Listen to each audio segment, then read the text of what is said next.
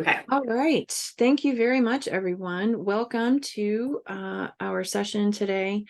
We're using our NATHPO board meeting, our September regularly scheduled time, to welcome a special guest to talk to us today, Nicole Lohman, a program project manager with the BLM, who will introduce herself and give for us a shortened and tailored version of this presentation that is available on the BLM's project website related to this initiative, and then hopefully have some great discussion with our board of directors members who are present as we look towards shaping our own comments and sharing them broadly with THPO's and Tribal Culture Resources staff in advance of the initial deadline. So Nicole, thanks so much for joining us today, and I'm going to turn it over to you. Great, thank you. Hello, thank you for taking the time to learn about BLM's effort to revise and renew our National Programmatic Agreement for implementing the National Historic Preservation Act. My name is Nicole Lohman, and in my normal role, I am the Assistant State Archaeologist from BLM Utah. Until the end of next week on September 15th, I am also the project lead for this renewal project. A new project lead will take over from me once I return to my regular duties. Unfortunately, our acting Deputy Preservation Officer, Natalie Clark, is traveling today and won't be able to join us. However, the BLM is in the process of hiring a permanent position for that role since she is acting. Hopefully they will have someone in that role permanently in the next month or two.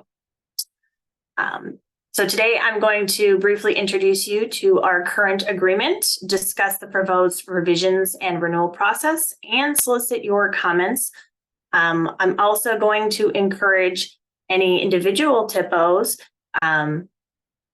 to consider becoming a signatory themselves, as they might find that this agreement will be useful to their tribal nation Section 106 needs. So the purpose of the BLM's National Programmatic Agreement is multifaceted. Primarily, that agreement establishes a unified overarching program for the BLM's Cultural Heritage Program and includes centralized guidance and oversight. It includes standards for consultation under the National Historic Preservation Act and includes training for cultural staff in state and field offices. The agreement also authorizes state-specific agreements with state historic preservation offices that allow for simplified consultation on routine undertakings. Those agreements, which you may be familiar with and know as statewide protocols, do not change any requirements for tribal consultation as required by the National Historic Preservation Act or any other authorities. So the National Historic Preservation Act allows agencies to create what are called program alternatives, which allow a more tailored Section 106 review process to accomplish the requirements of the NHPA. The BLM's National Programmatic Agreement is a program alternative that is signed by the BLM, the Advisory Council on Historic Preservation, and NATHPO.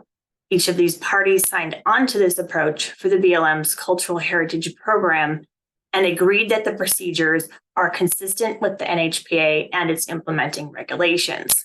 As we head into this renewal and revision process, as I mentioned before, individual THPOs are encouraged to consider if they would like to become signatories themselves to the agreement.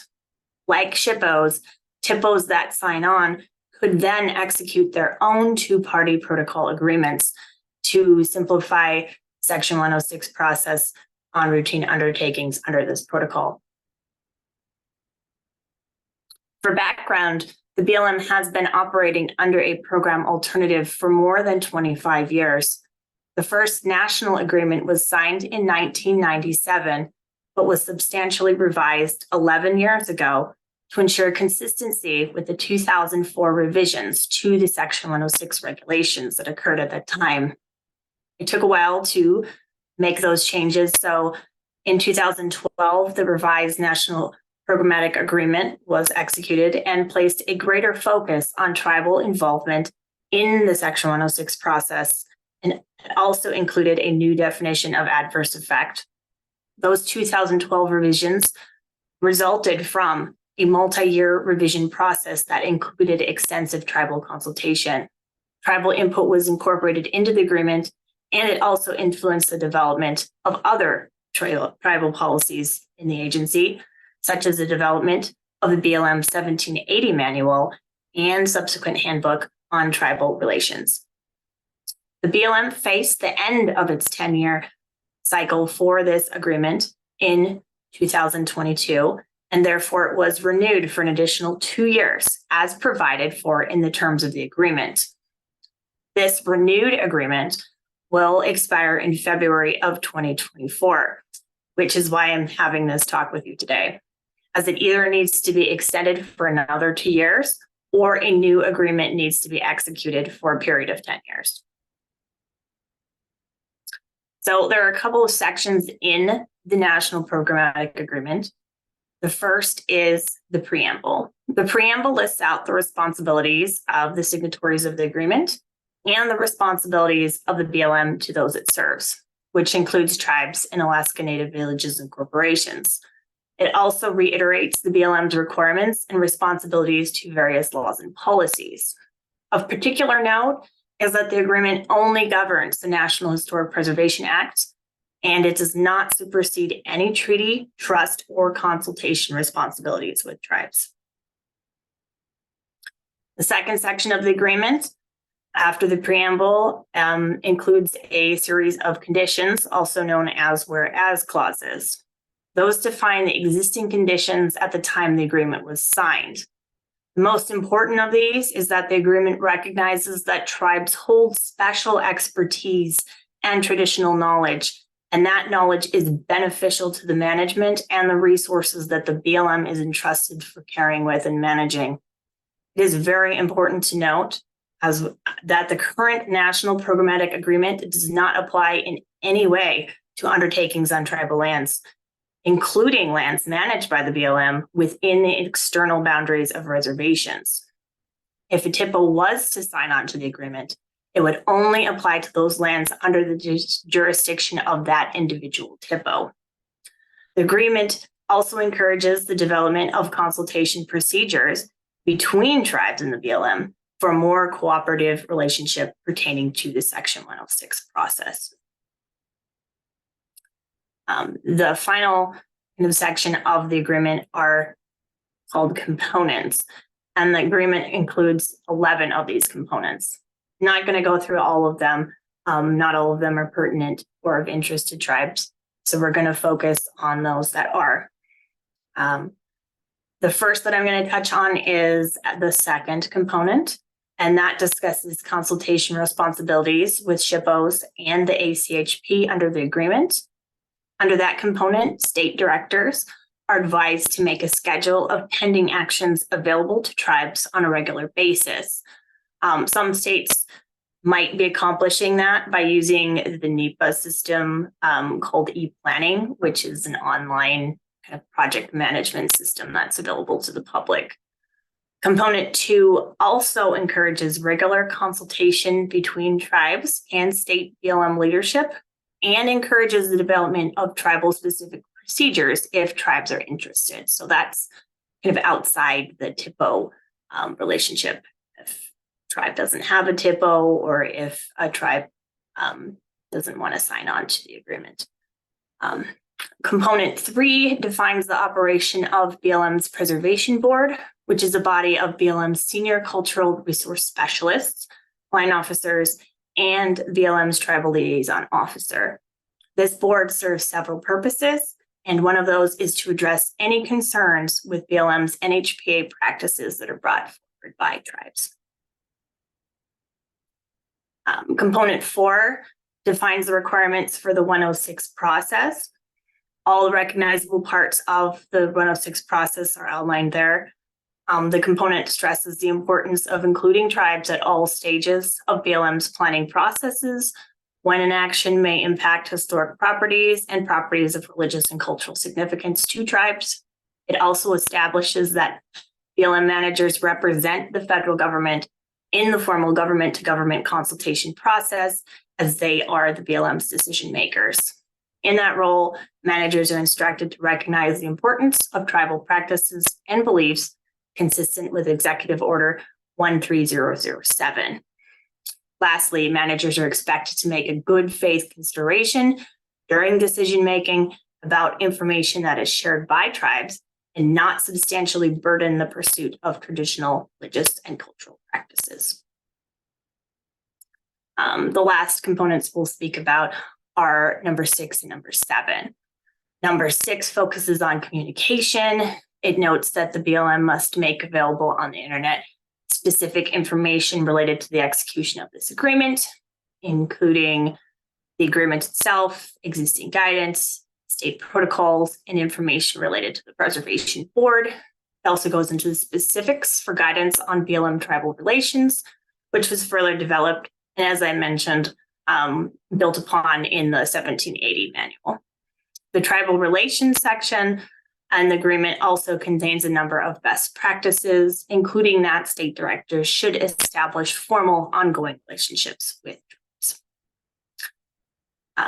It's also important to mention that component number 7 is a requirement for BLM staff training program, and it states that the BLM will train both decision-making managers and cultural heritage staff on the agreement, on appropriate tribal consultation practices, and how to properly implement statewide protocols. And of particular interest in this is that the BLM may seek the participation of tribes in planning and developing these training sessions. So now we get kind of to the meat of what we're doing now. So we have started compiling components and targeting areas for revision, but we have not started making changes to the document at this time. Revisions to the document will begin in earnest after September 15th, which is the date we would appreciate most comments to be submitted by. We recognize that everyone is very busy and there are a lot of demands on your time, so that's our recommended date. But if you submit comments after that, we will still consider them.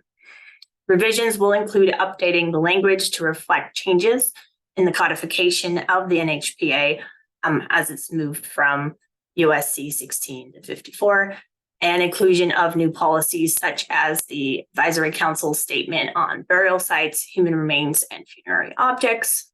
And then comments we receive from tribes and any parties with a demonstrated interest may also lead us to make more substantial changes to the agreement. And as such, that might extend the period of time we need to properly revise the document. During that revision process, we will be sharing drafts with tribes and any interested parties. So as we've talked about this, we do not have a lot of time left to renew or reissue a new agreement. As I mentioned kind of at the top of this presentation, that current renewed agreement went into effect in February of 2022, which means it expires in February of 2024. That leaves us with about 5 months to complete this process, and that's a very short period of time. We're going to work very hard to meet that deadline, but depending on the amount and the variety of input received, we might need to consider that additional 2-year extension to make sure that we're giving the comments that we receive and the suggested changes the proper consideration that they deserve, because that new agreement will be in effect for 10 years. But if we complete the development of that new agreement prior to the end of a 2-year extension, we'll just execute the agreement sooner. We don't have to wait for that entire 2-year period to end. And this slide is the anticipated schedule for a full 10-year renewal if we do not need to use that 2-year option. We recognize it's ambitious, but it is possible if their comments are easy to address and minor in nature. But again, like I said, if we have areas that we significantly need to change, we would use that 2-year extension to give comments and concerns the proper time and consideration that they need. So kind of reached the end of the information that I have to give you, but there is a link on this slide to our website that contains additional resources. It includes the current National Programmatic Agreement, more information about this effort, links to the statewide protocol. If you have any additional questions, they can be directed to Natalie Clark. That says incoming acting federal preservation officer. That's an error. She is our acting federal preservation officer until at least December. Or you can send them to me. I am the project manager until next week. But if you send them to me after the 15th, I will still answer them for you. And then if you would like to submit formal comments outside of today or in the future, we ask for general comments on general content and concerns that will lead to just additional revisions to the document. And we're also looking for specific feedback on individual components. If there's something that needs to be added, if there's a component that you have concerns about, anything like that. Like I mentioned, it's most helpful if you can make that September 15th deadline, but if not, that's okay. We'll still consider them. We have this generic BLM _ HQ _ 420 _ NPA at blm.gov email address. We ask that you send your emailed comments to that. That way we'll make sure to get them. That's managed by a variety of people.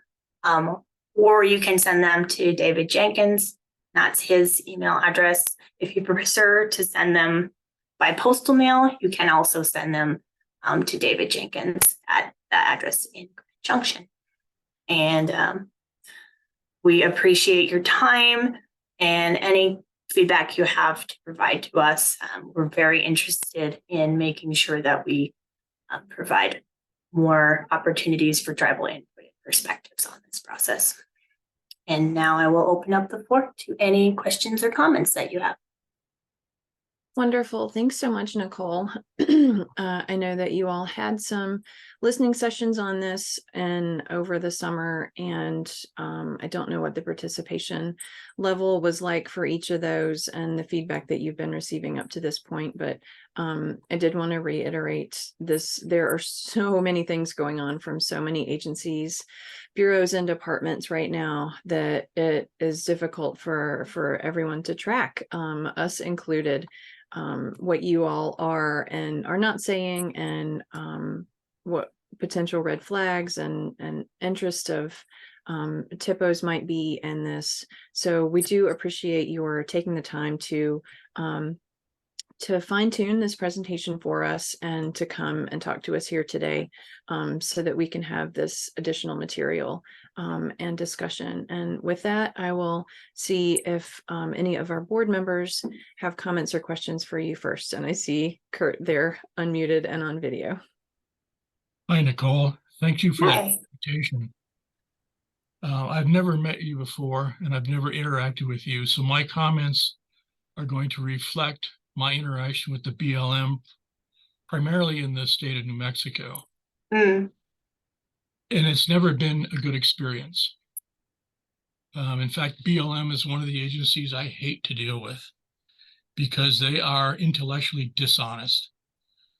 And they are dishonest in terms of compliance as well. Your agency's staff in New Mexico appear to be biased towards a Western archaeological perspective of time and space. The allied tribal concerns, particularly Zuni concerns, about their relationship to archaeological sites which represent to Zuni the homes of Zuni ancestors. And so these places are still alive with the spirits of the Zuni ancestors. These places provide information to Zunis about their connection to the landscape. And the information is left by the Zuni ancestors purposely for contemporary Zunis to understand and to have a very personal, emotional, and psychological connection and dialogue with the ancestors. And so when the BLM continues to treat archaeological sites as solely eligible under criterion D for their Western scientific information, and they purposefully ignore the Zuni connection to these places, and that they are eligible under A, B, C, and D, then they disenfranchise Zuni from the process, and BLM is continuing to do that. And in fact, I had to publicly call out a BLM agency on meetings like this and in other arenas, particularly in the participation at the NATHPO annual meeting, that they received a report from Zuni and they failed to respond to the Zuni findings and recommendations. Finally got a response from the BLM archaeologists, and the only response from the BLM archaeologists was, we agree with the Zuni's determinations of eligibility for these sites. They failed to address effect and how to resolve adverse effect. We sent them back a letter signed by the Zuni governor pointing this out and pointing out their negligence in not following through with the 106 responsibilities. We have not heard back from them. They have ignored a letter from a sovereign tribal government leader. That is unacceptable. And now we're asked to participate in a nationwide programmatic agreement when your agency at the state level ignores a lot of the stipulations in here and does things as they want to. Also remember, the BLM is a part of the manifest destiny of the United States in taking control of Western lands for mineral extraction and other resource extraction. Through that effort has dispossessed tribal people of their cultural landscape and their association to the places that are important to them. Your agency has also failed to adequately address Executive Order 13985, which calls on federal agencies to increase equity for disadvantaged and minority communities in their programs, NHPA and NEPA, and they have done neither. In fact, we had a BLM field office manager come talk to the tribal council at our request because of their failure to do 106 compliance, and they're writing a PA, and we've commented extensively on the PA and its failures to address Zuni knowledge and Zuni sovereignty. And we were pointing this out in a meeting. She shut the meeting down using tone policing. That is, she said, I don't like the tone of this conversation, so I'm stopping it right now. Which is inappropriate, because Zuni was telling her where her agency, her field office, was failing Zuni in NHPA and in Section 106 compliance. She didn't like what she heard. Her staff who was there was unable to effectively respond to these criticisms. In fact,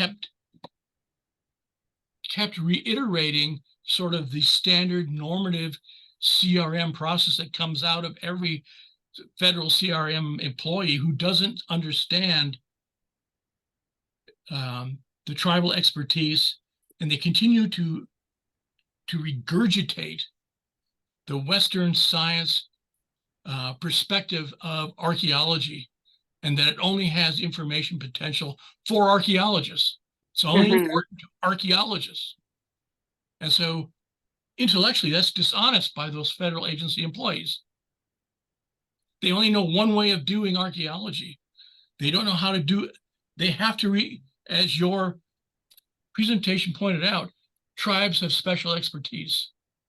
Only Zuni can tell you when a property still has integrity and still is important.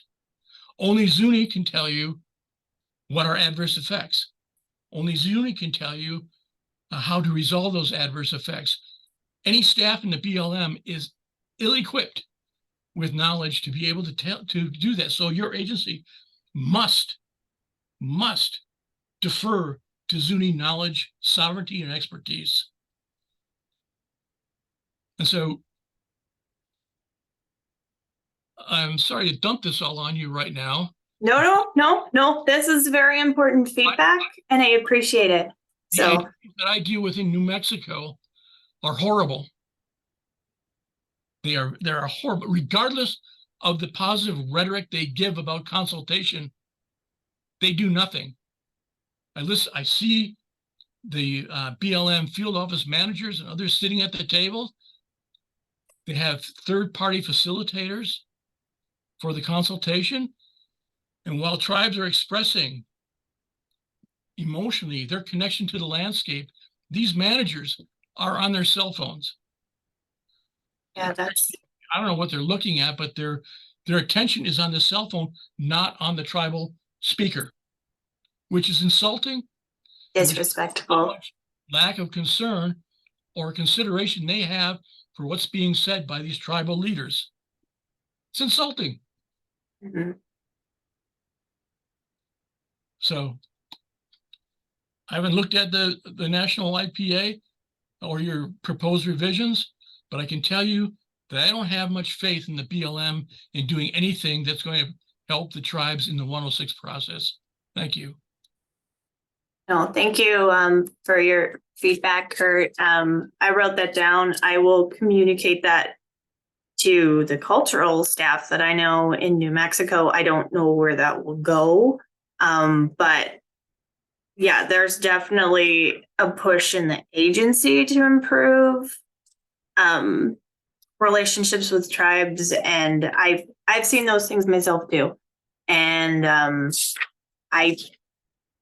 I'm one small person, but I understand your frustrations, and I work with the Hopi a lot as well, and they have similar concerns of making sure that these sacred sites and all archaeological sites are living things that need to be treated with certain aspects of respect. So I understand your frustrations as well as I can from my perspective and background.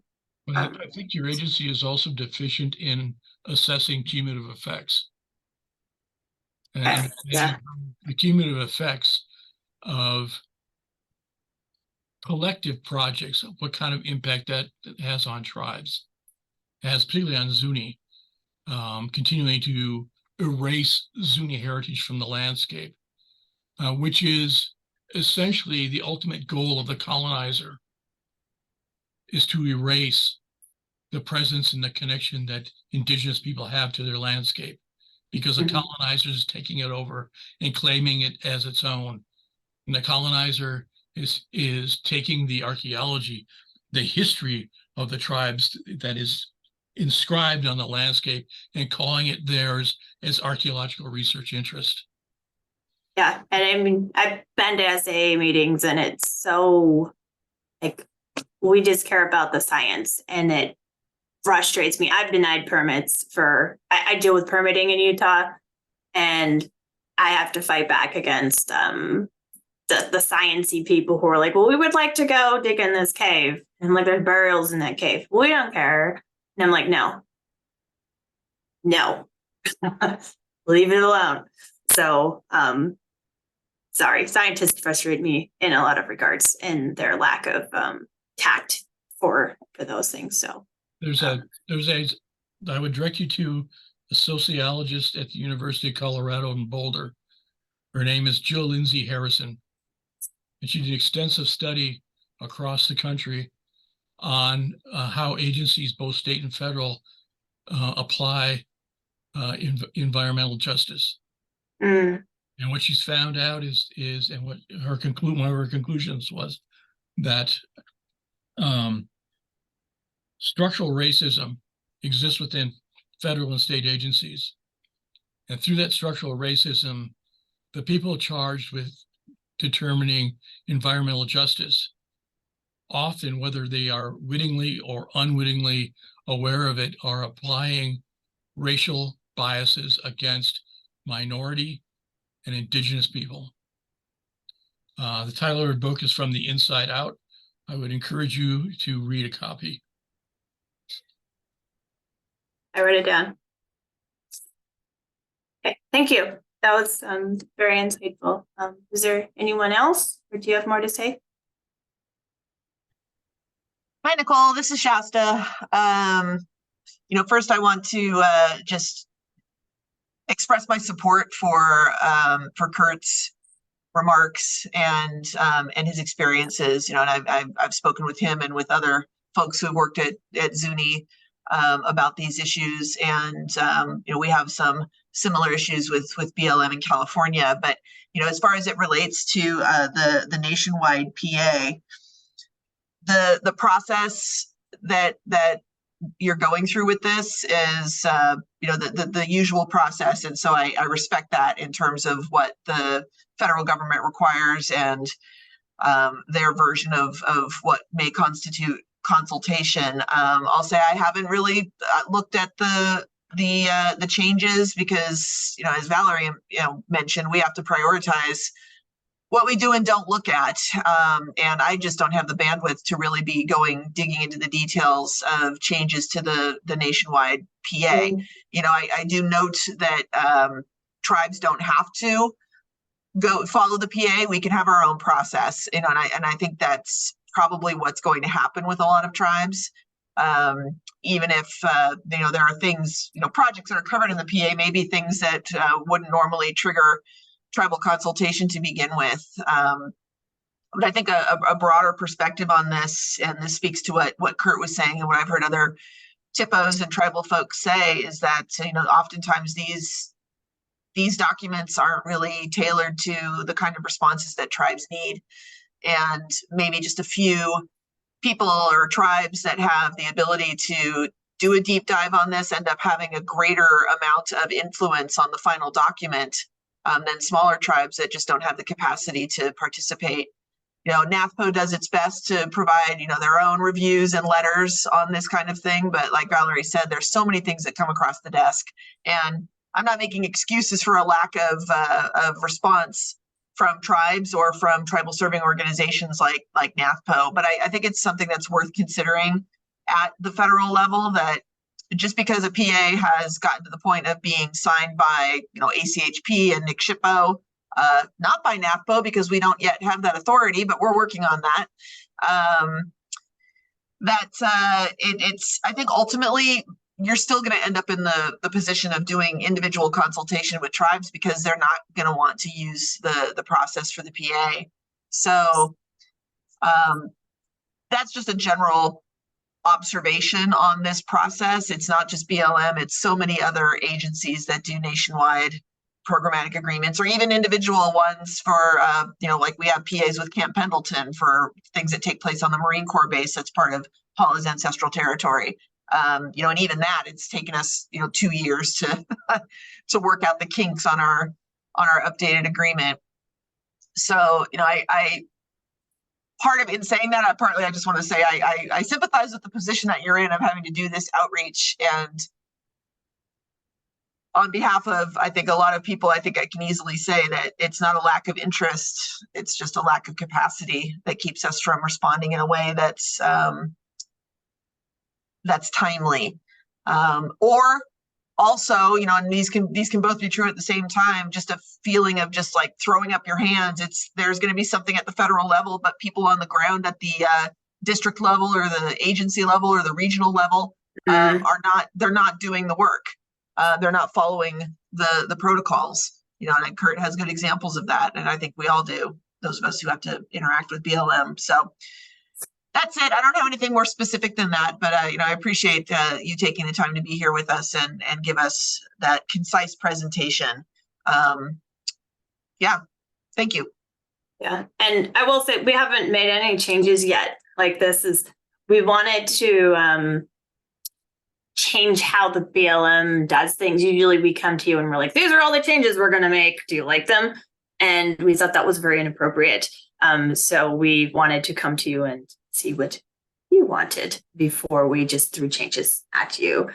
So that's why this is a little bit different in structure than normal. We wanted folks to be involved from the beginning in the process. So that's why there's nothing for you to review besides what we have right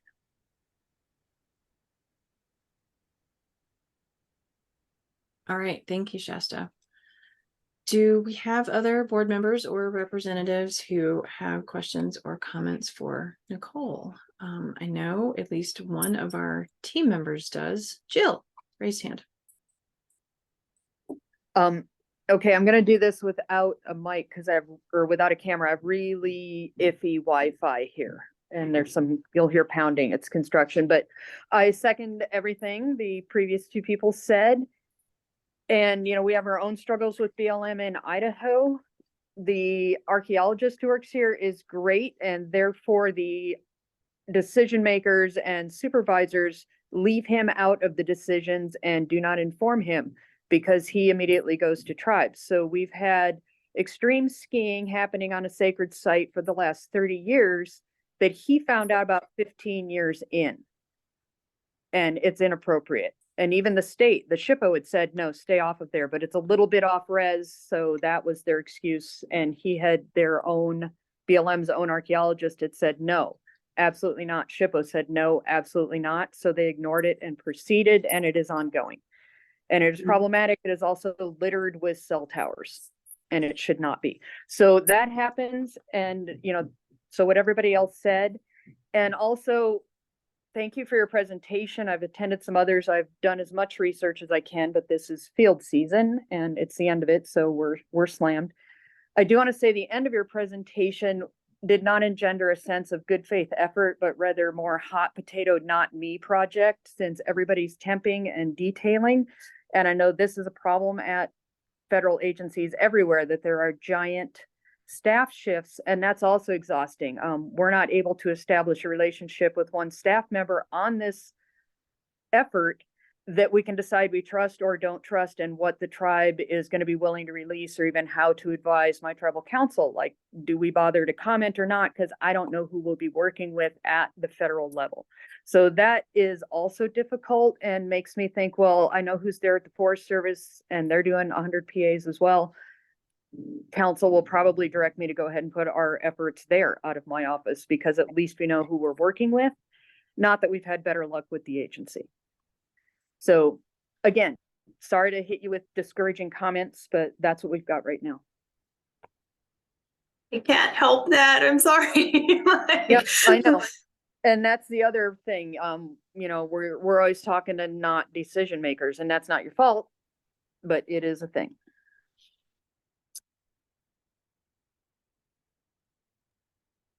Nicole, this is Everett Bandy with Quapaw Nation again.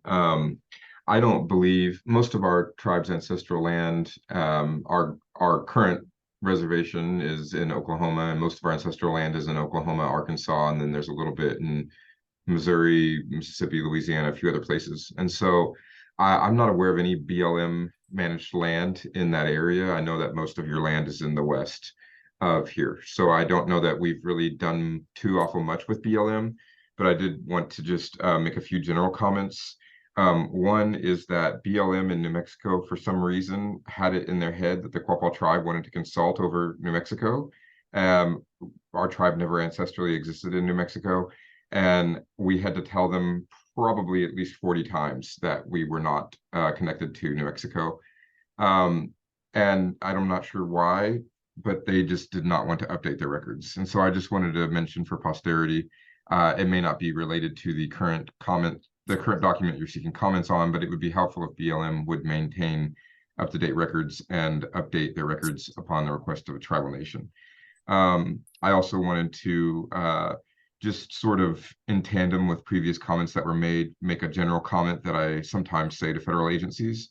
Again, that may not be directly relevant to the document that you're seeking comments on today, but many federal agencies have a quote unquote tribal person or person who deals with tribes, whatever they call them.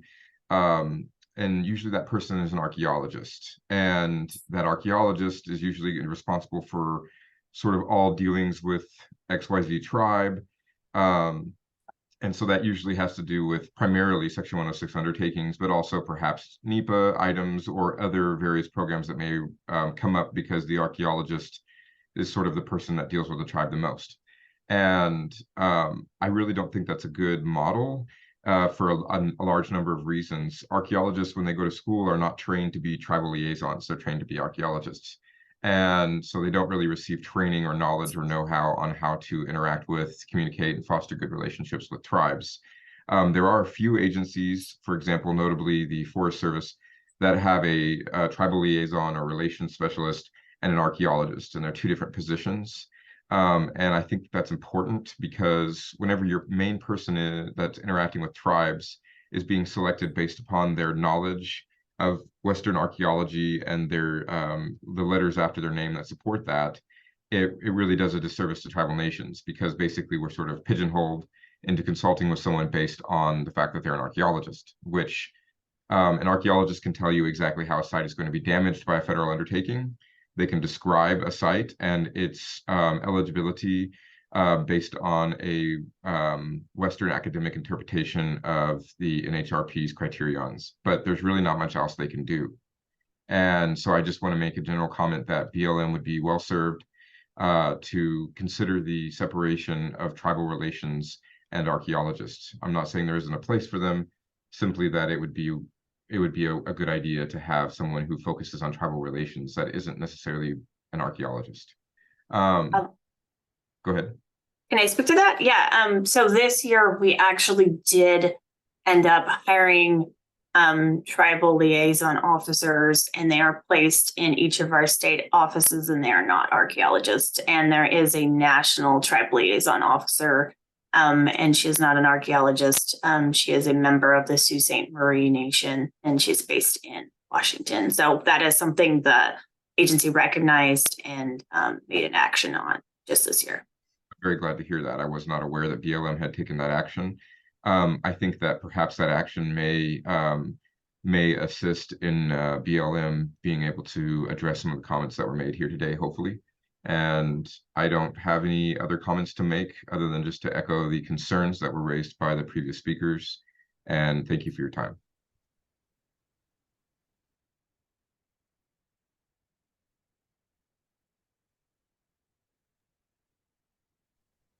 Thank you, Everett.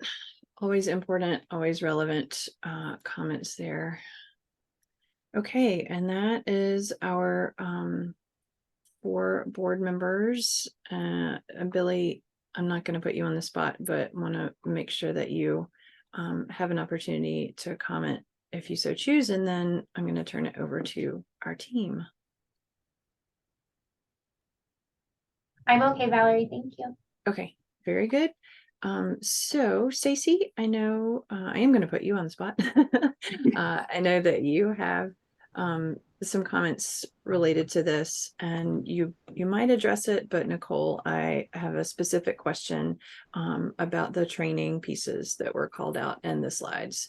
If there's anything more that you might be able to share with us about that. But I'm going to let Stacy, you go ahead if you want. Yeah. You know, I am a former THPO from my nation, so I have done, you know, numerous consultations as well, seen the process. You know, it's the whole consultation process. I mean, it's literally the same thing that happens with all tribes. I think that, you know, this is kind of one of those things where tribes are saying what they want and what they need for a long time. And of course, this is above you, Nicole, but, you know, I would really like to see those at the top sit at these tables instead of sending out a middle person, because right there, that does a disservice. And even on consultations, you know, they send out people who aren't even at the top, and that's not consultation. Or even, you know, discussions. And really, it's not a tribal problem. It's a federal problem that is made to be a tribal problem. And it's really not a tribal problem. It's more like a you problem.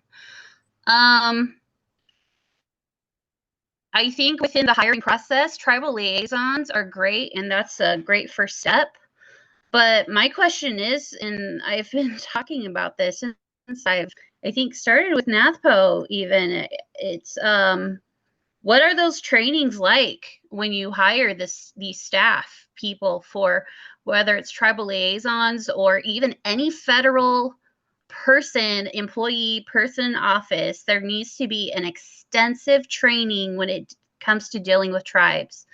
There needs to be a mandatory training. There needs to be reviews done to see if they're coming along well with what they're supposed to be doing. And if they're not, then there needs to be consequences, because with staff turnover, I mean, it's crazy. You know, tribes have turnover as well. In the THPO world, there's a lot of turnover. But yet it's always the same discussions, and we still are able to get what we need to done. And if not, pass on the baton to the next person.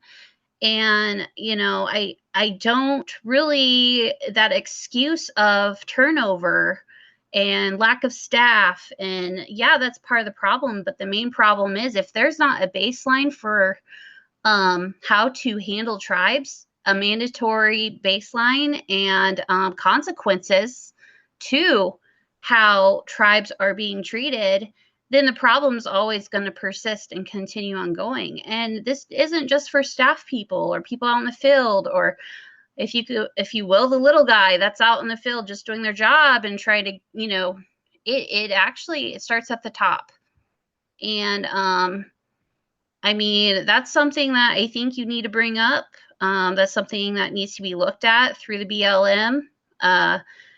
What questions are being asked to every single person that is being brought on board?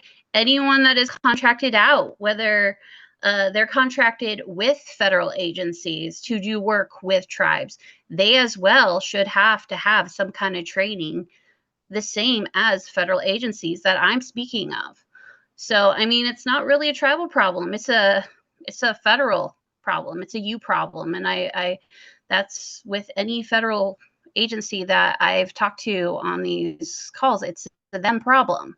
It's not tribal. It's made to be our problem. So it's just going to keep happening. Consequences aren't dealt with. And it starts with internally. But that's my thoughts. Thank you.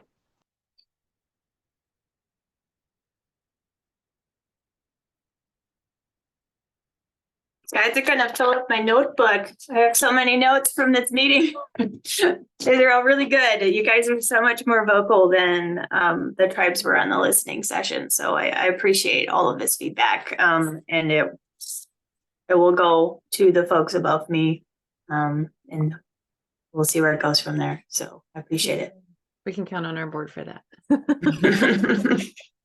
You guys are not afraid to tell me what you were thinking, and I appreciate it. So. Be careful what you wish for.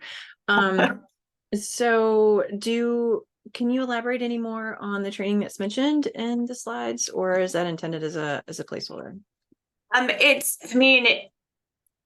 It's broad, you know, it doesn't specify like you must train, you know, do this exact training. I mean, this is nationwide. But I can speak for my state because I don't know what other states are doing. I know in my state, our tribal liaison officer is having a training next week, I believe, for 3 days, and it is only for managers. And last time, his name was Costin. He's a tribal member, and he came for 3 days and went through like the whole history of how tribal trust lands work and how we got to where we are, and what the federal government's responsibilities are to tribes, and how we go through tribal consultation, and how to respectfully engage with tribes, what to do, what not to do, like if situations get tense, who has the ability to speak on behalf of the government to tribes, who should be making decisions. We've done that with our archaeologists as well. We had one 2 years ago. We have these every so many years because we have that turnover. And then we've got that manual I will say, I'll be open and honest with you. I don't know how many people actually sit and crack open that 1780 manual. It exists. There's a manual and a handbook that gets like foisted upon our archaeologists, but every person in the agency is supposed to know and understand how that manual works and how to implement it. I think that the agency could do better on that. And then I said, I don't know how other states work. I think there are a lot of opportunities for the government to do a better job in incorporating that information into all of our materials, making everyone take a training on it as part of our regular annual trainings. And I think with Secretary Holland being, if she sticks around, there's been a push to like really engage with tribes and make sure folks are considering that more, but there definitely is a lot more that we need to do. And I think the tide is turning, but it's slow and it frustrates me too. So yes, because I don't have the same perspective as some of the other folks do in our agency. So that's probably not the answer you want, but I'm not going to get anything from you. So no, it's I appreciate your openness on that, and all you can offer is what you know and yeah, experience and your perspective. So we really appreciate that. I guess I would offer to and put it out there, and I will continue to do so, especially with the shifts that you mentioned are upcoming. But this is something that we're keenly interested in, and all of the critical points that each of our board members and commenters have made today are things that I think are typically really conspicuously lacking from existing training resources, whether they're on the federal side or on the private side or what have you. And that's something that we've been talking about for a while, and are shifting our priorities as well as NATHPO grows into beginning to address that, because it's really, these things are really foundational. And so all of the various purviews and mandates and activities that all of the agencies, bureaus, and departments have, they all have these things in common. And they should be the basis of everything that the federal government does and that we're talking about here. And we're just not, we're still not seeing that. We had really high hopes for this administration. It's been a lesson for me personally in managing expectations. Again, I think the starting point that there was a lot of digging out of holes to be done before much progress could be made, but we still have some time left to do that. And we would really like to see this opportunity for change not pass us by, and we are here to help.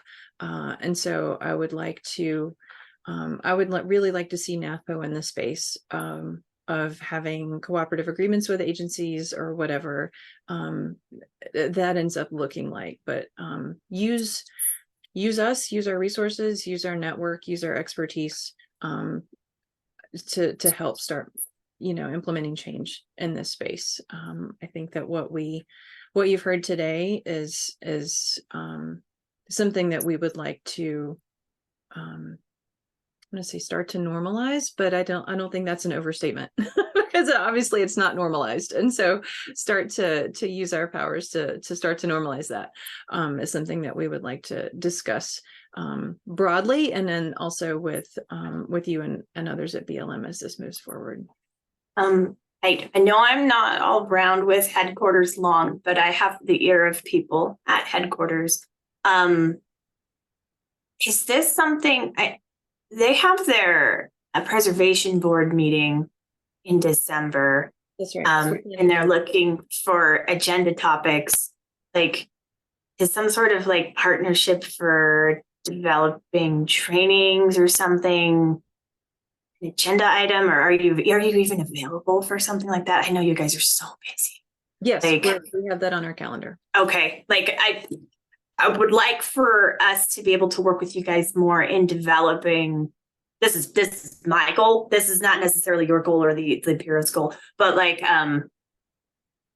just more like sensitivity trainings and something so that we're incorporating these things that you guys have told me today more broadly into our agency, because I feel like, yeah, we've got all of these great resources, but where is it going? Like, I mean, this whole conversation about Zuni and that, why are we not considering that Zuni ancestors are something that should be eligible under criteria A? Like, is that even on any of our archaeologists' radar?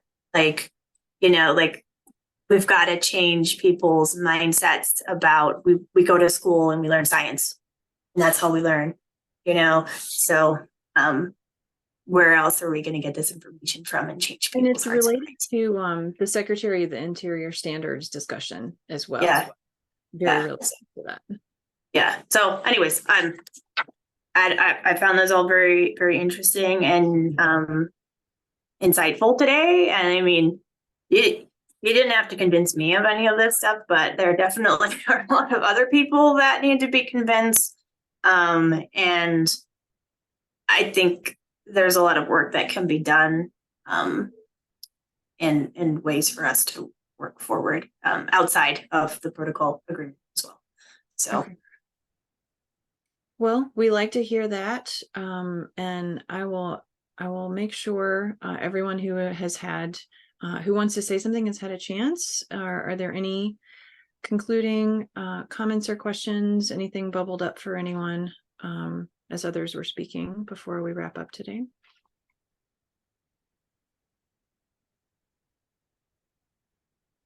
All right. Hearing nothing, seeing no hands. I will thank Nicole again for your time and putting this together and being here with us today, for your grace and receiving the feedback and comments in a frank way from everyone that we really appreciate you, and we appreciate everyone here, our board and staff team, who has prioritized this among your daily triage. And we look forward to continuing the discussion as we put our own comments together on this initial round that is open, again, closing on September 15th, but that is not a hard deadline as you described it, Nicole. And so we will continue the discussion with you all and your team, and look forward to seeing how we can do something good with this. All righty. Thanks, everyone. Thank you again, Nicole. Thank you, board and team. And we will send this link to the recording around and look forward to discussing this further with you all. I hope that you have a great rest of your afternoon and week, and stay safe and take good care. Thank you. Thank you all for having me and being comfortable and frank with me. Count on us.